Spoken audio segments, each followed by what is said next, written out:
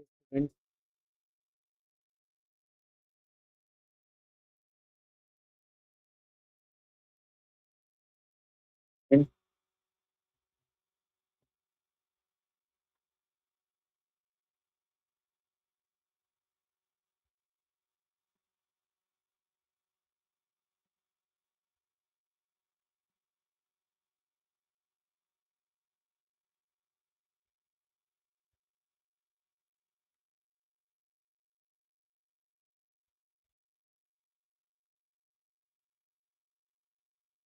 तो hello students, अभी अपन आज जो चैप्टर करने वाले हैं नेट पीवाईक्यू का धुरंधर सीरीज़ का बच्चों। तो सबका वेलकम है इस सीरीज़ के अंदर। और आज जो अपन चैप्टर करेंगे स्टूडेंट्स वो होगा अपना चैप्टर 2, दैट इज़ इलेक्ट्रोकेमिस्ट्री। अच्छे से सुनना बच्चों, चैप्टर को बहुत अच्छा चैप्टर है, आपको 12th में भी हेल्प करेगा। अभी सबसे पहले बच्चों इसके अंदर जो क्वेश्चंस अपन करेंगे that is related to galvanic cell and Nernst equation. NERNST Nernst equation है बच्चों। अब इसके अंदर मैं छोटा सा आपको ब्रीफ क्या कर देता हूँ बच्चों, इसके बारे में बता देता हूँ ब्रीफ आपको एक बार, तो आप ढंग से इसको देखो बच्चों। आपको जो याद रखना है उसके बारे में बोल रहा हूँ। तो इसमें बच्चों ये जो नर्स्ट इक्वेशन होती है ना, ये बहुत इंपॉर्टेंट होती है। तो सबसे पहले आपको क्या दिया होता है यहाँ पे, ई नॉट सेल गिवन होता है बच्चों। और ई नॉट सेल कैसे गिवन होता है आपको,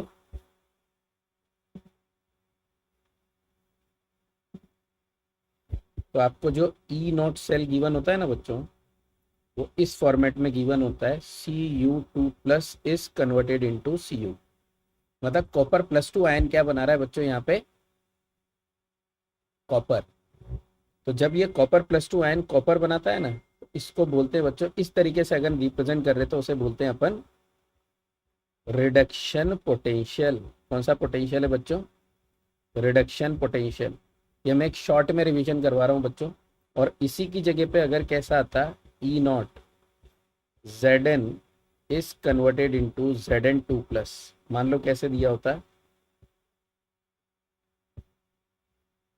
Zn is converted into Zn2+, तो अपन इसे क्या बोलते हैं बच्चों, we called it oxidation potential.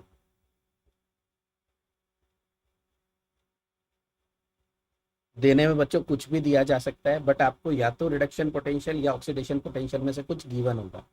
अगर आपको इसमें से कुछ भी गिवन है बच्चों, तो क्वेश्चन को कैसे करते हैं, पहले जो भी आपको रिडक्शन पोटेंशियल्स गिवन है, क्लियर, तो रिडक्शन पोटेंशियल जैसे मेरे को E0 दे दिया Cu2+ से Cu, और E0 ऑफ जिंक भी दे दिया मेरे को Zn2+2 Zn, क्लियर। तो यहाँ पे अगर आप देखने जाओगे बच्चों, तो क्या देखने को मिलेगा आपको, जो Cu2+2 Cu है उसका रिडक्शन पोटेंशियल होता है बच्चों 0.34। कितना होता है, +0.34। और जिंक का होता है -0.76। अब एक तो सबसे पहले बच्चों E0 सेल कैसे निकालना है वो याद रखना है। तो E0 सेल के लिए अपन क्या करते हैं, अपन ये पता लगाते हैं, अपन को जो दो एलिमेंट गिवन है उसमें से अपन को ये फाइंड आउट करना है किसका ऑक्सीडेशन होगा और किसका रिडक्शन होगा। तो कैसे पता लगाते हैं बच्चों किसका ऑक्सीडेशन होगा किसका रिडक्शन होगा, तो अब ये एकदम स्टार पॉइंट है, जिसका भी बच्चों मैथमेटिकली, मैथ्स के हिसाब से इसमें कौन सा बड़ा नंबर है, तो मैथ्स के हिसाब से बच्चों 0.34 बड़ा नंबर है और -0.6 छोटा नंबर है। मतलब मैथ्स के हिसाब से जिसका रिडक्शन पोटेंशियल ज़्यादा होगा दैट सब्सटेंस अंडरगो रिडक्शन। मतलब इसमें बच्चों किसका रिडक्शन होगा, तो इस पर्टिकुलर चीज़ के अंदर किसका रिडक्शन होगा बच्चों, इसके अंदर आपके कॉपर का होगा रिडक्शन, क्योंकि कॉपर का रिडक्शन पोटेंशियल, रिमेंबर बच्चों मैं बात कर रहा हूँ रिडक्शन पोटेंशियल की, कॉपर का रिडक्शन पोटेंशियल ज़्यादा है, इसलिए copper undergo reduction and zinc undergo oxidation, zinc undergo oxidation, clear. तो अगर बच्चों आपके कोई भी सेल की रिएक्शन गिवन नहीं है और आपको सिर्फ रिडक्शन पोटेंशियल गिवन है, तो कैसे पता लगाना है, जिसके भी मैथमेटिकल वैल्यू हाई होगी रिडक्शन की उसका रिडक्शन होगा, और जिसकी मैथमेटिकल वैल्यू कम है उसका क्या होगा, ऑक्सीडेशन होगा, ठीक है। तो अपन यहाँ पे क्या करेंगे बच्चों, इस जगह पे आप क्या राइट डाउन द रिएक्शन, क्योंकि E0 सेल बहुत सारे क्वेश्चन में आपको निकालना है। तो जिसका भी रिडक्शन हो रहा है उसका रिडक्शन का रिएक्शन लिख दो बच्चों। तो Cu2 plus plus 2 electron converted into Cu, और इसका मैंने रिडक्शन पोटेंशियल की वैल्यू लिख दी बच्चों +0.34। और जिंक का क्या हो रहा है इसके अंदर ऑक्सीडेशन, तो मैंने लिख दिया Zn is converted into Zn2 plus plus 2 electron, zinc का ऑक्सीडेशन हो रहा है बच्चों। और क्योंकि अपन को रिडक्शन पोटेंशियल क्या दिया हुआ था माइनस में, तो बच्चों जो आपका E0 ऑक्सीडेशन है उसका अगर आप माइनस साइन लगा दो तो वो क्या बन जाएगा, E0 रिडक्शन पोटेंशियल। मतलब इनमें जो डिफरेंस है वो सिर्फ कितना सा है, साइन का। तो बच्चों क्योंकि रिडक्शन पोटेंशियल दिया था और मैंने जो जिंक है उसका क्या कर दिया, ऑक्सीडेशन कर दिया, तो उसका वैल्यू क्या लिख देना है, +0.76। बच्चों मैंने ऑक्सीडेशन लिखा है इसलिए मैंने साइन क्या कर दिया, चेंज। और इसमें बच्चों क्योंकि ये दोनों की दोनों क्या है, E0 सेल है, तो दोनों की वैल्यू आपको क्या कर देनी है, जोड़ देनी है। ये हाफ सेल का E0 दिया हुआ है आपको, तो फुल सेल के लिए आपको क्या करना है, दोनों को ऐड कर दो, 2 इलेक्ट्रॉन से 2 electron cancel, it is Cu2 plus plus Zn is converted into Cu plus Zn2 plus, और वैल्यू आ गई बच्चों इसकी 1.10। तो ये आ गया E0 ऑफ फुल सेल। तो जो ऊपर सेल गिवन थी बच्चों, वो कौन सी सेल गिवन थी, ये गिवन है आपको हाफ सेल, ये भी गिवन है आपको हाफ सेल, और दोनों सेल मिलके कौन सा हो गया बच्चों, फुल सेल। तो एक तो सारे बच्चों को याद रखना है, कैसे पता लगाओगे बच्चों किसका रिडक्शन होगा और किसका ऑक्सीडेशन। अच्छा, जिसका रिडक्शन होगा बच्चों, इसका रिडक्शन हुआ तो it act as a oxidising agent, और जिसका ऑक्सीडेशन हुआ बच्चों that is act as a reducing agent. ये तो जिसका भी रिडक्शन होता है बच्चों वो बहुत अच्छा क्या होता है, ऑक्सीडाइजिंग एजेंट होता है, और जिसका भी ऑक्सीडेशन होता है वो बहुत अच्छा क्या होता है, रिड्यूसिंग एजेंट। आई थिंक ये वाला पोर्शन सारे बच्चों को समझ में आ गया होगा। ये बच्चों मैंने सबसे सिंपल जो सबसे पहले निकालना होता है E0 सेल, वो निकालना बताया। तो इसमें याद रखना बच्चों, अगर मैं इस इक्वेशन को 2 या 3 से मल्टीप्लाई कर दूं, E0 सेल मल्टीप्लाई नहीं होगा। E0 सेल क्या होता है, स्टैंडर्ड कंडीशन के अंदर जो वैल्यू होती है ना उसे E0 बोलते हैं। तो अगर आप इक्वेशन को मल्टीप्लाई करो ना तो E0 को डायरेक्टली मल्टीप्लाई मत करना। अगर आप दो हाफ सेल से क्या निकाल रहे हो, फुल सेल, कभी भी अगर हाफ सेल से फुल सेल बन रही हो बच्चों, तो कभी भी अपन E0 की वैल्यूज को मल्टीप्लाई नहीं करते हैं इक्वेशन में। मैं आपको बीच में क्वेश्चंस आएंगे तो बताऊंगा कहाँ पे नहीं करना है, ठीक है। आगे चलते हैं बच्चों, ये आपका अब दूसरी चीज़ है, क्योंकि बहुत सारे क्वेश्चन किसके आने वाले हैं, नस्ट इक्वेशन के। तो बच्चों नस्ट इक्वेशन लिख रहा हूँ मैं यहाँ पे, तो ये नस्ट इक्वेशन आपको याद रख लेनी है, E cell is equal to, बस ये जो मैं लिख रहा हूँ ना बच्चों, ये सबसे इंपॉर्टेंट पार्ट है ना इस पूरे चैप्टर का। E cell is equal to E0 cell minus -0.059 upon n log of Q। और जो Q लिखना है ना बच्चों, वो पूरा कैसे लिखना है, according to chemical equilibrium chapter.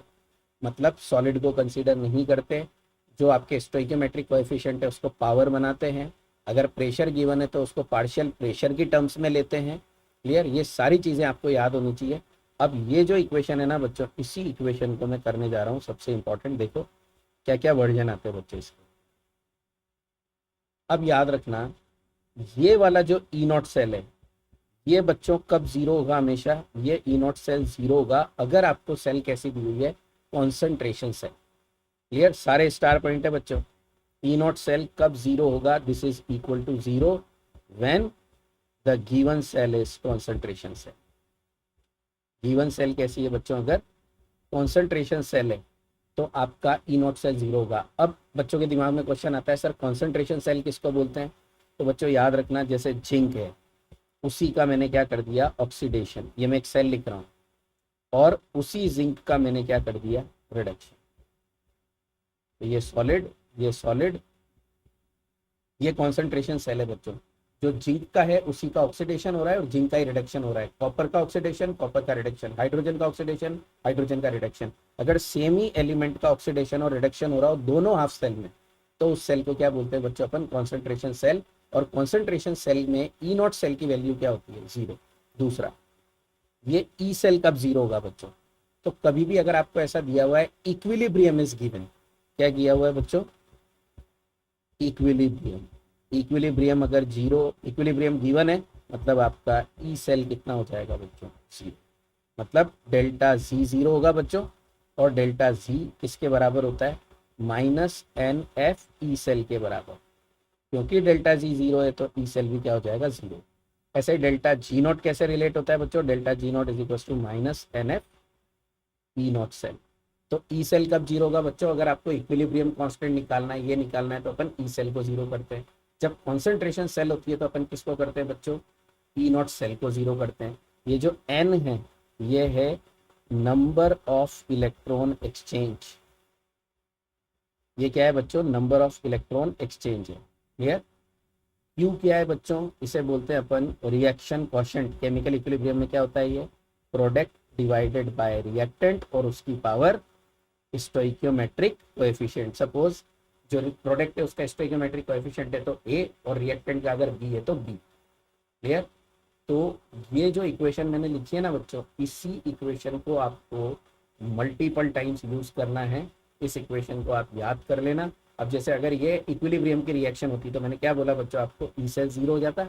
E cell अगर जीरो हो जाता तो मैं क्या करता, सो इन दिस कंडीशन जब इक्विलिब्रियम है तो ई नॉट सेल किसके बराबर हो जाता बच्चों, 0.059 अपॉन एन लॉग के। इसके बराबर हो जाता है लॉग के। तो ये फॉर्मूला बन गया बच्चों। क्लियर। फिर उसके बाद अब एक टर्म होती है, जैसे मैंने इससे पहले वाला जो स्लाइड था उसके ऊपर मैंने लिखा था फुल सेल। ऐसे अगर बच्चों आपको ऐसा इक्वेशन दिया है, जैसे H2 is converted into 2H plus plus 2 electron. अभी मेरे को इसमें इलेक्ट्रॉन दिख रहे हैं इधर ऑन राइट हैंड साइड और left hand side. Left hand side पे कैसे, Cu2 plus plus 2 electron converted into Cu। तो आप देखो बच्चों, दोनों में से इक्वेशन में मेरे को या तो राइट साइड में इलेक्ट्रॉन दिख रहे हैं या लेफ्ट साइड में। अगर मेरे को इलेक्ट्रॉन दोनों साइड में दिखे, है ना, राइट साइड में दिखे या फिर लेफ्ट साइड में दिखे, तो अपन उन सेल को क्या बोलते हैं, such kind of cells are referred half cells. Clear. तो ये इतनी सी चीज़ों का ध्यान रखना है बच्चों। और अब अपन क्या करते हैं, क्वेश्चंस को स्टार्ट करते हैं वन बाय वन, तो आपको पता चले कि जो मैंने आपको बताया ना उसका यूज कैसे करना। ठीक है। सो देखो, सबसे पहले आ रहा है बच्चों क्वेश्चन नंबर 1। क्लियर। अब क्वेश्चन दिया हुआ है, consider the following relation for EMF of electrochemical cell. Electrochemical cell. अब ये बोल रहे हैं ई सेल का जो फॉर्मूला है वो क्या होगा। तो अब आप देखो बच्चों, ई सेल कैसे निकाला जाता है, अभी मैंने पढ़ाया था आपको। जनरली वैसे तो ई सेल निकालने का तरीका क्या होता है बच्चों, तो जब भी अपन कोई सेल बनाते हैं ना, तो ऑक्सीडेशन याद रखना, oxidation always occur at anode. Oxidation हमेशा कहाँ होता है बच्चों, एनोड पे होता है। Oxidation always occur at anode, है ना। ऑक्सीडेशन हमेशा कहाँ पे होगा बच्चों, एनोड के ऊपर होगा। अब ई सेल लिखने के लिए कैसे लिखते हैं, जनरली अपन को जो स्टैंडर्ड कंडीशन होती है ना वो रिडक्शन पोटेंशियल होता है। तो आप क्या लिखोगे, ई नॉट रिडक्शन किसका बच्चों, लेफ्ट साइड का, minus E not reduction of right side.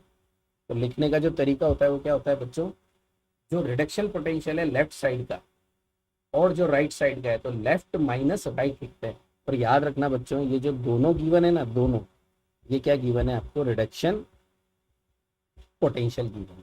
ठीक। क्या गिवन है, दोनों रिडक्शन पोटेंशियल। अच्छा, अब ये लेफ्ट और राइट साइड क्या होती है बच्चों, तो यहाँ पे मैं आपको लेफ्ट और राइट साइड बताता हूँ। अगर मैं सेल देखूँ यहाँ पे, तो आप देखो बच्चों यहाँ पे ये जो मैंने सेल बनाया, सपोज एक सेल लिख रहा हूँ ना मैं, zinc is converted into Zn2 plus parallel Cu2 plus is converted into Cu। तो यहाँ पे जिंक का क्या हो रहा है बच्चों, ऑक्सीडेशन, मतलब ये क्या है बच्चों, एनोड है। अभी मैंने बताया oxidation always occur at anode. और कॉपर जो रिडक्शन होता है बच्चों, याद रखने का तरीका है, reduction is written on right hand side. तो ये बच्चों RHS है राइट हैंड साइड, और ये क्या है बच्चों, कैथोड। क्योंकि अभी मैंने बताया oxidation always occur at anode. और इसमें जब अपन लिखते हैं तो अपन कैसे लिखते हैं बच्चों, E cell is equals to, मतलब E naught cell is equals to E naught किसका बच्चों, रिडक्शन पोटेंशियल किसका, लेफ्ट हैंड साइड का, minus E naught of right, E naught of left minus E naught of right. तो बच्चों ये जो left में है ये क्या है, आपका एनोड है। क्या है ये, इसमें एनोड। और जो राइट है उसमें क्या है बच्चों, ये कैथोड। मतलब लेफ्ट में रिडक्शन पोटेंशियल ऑफ क्या है, एनोड, और राइट में रिडक्शन पोटेंशियल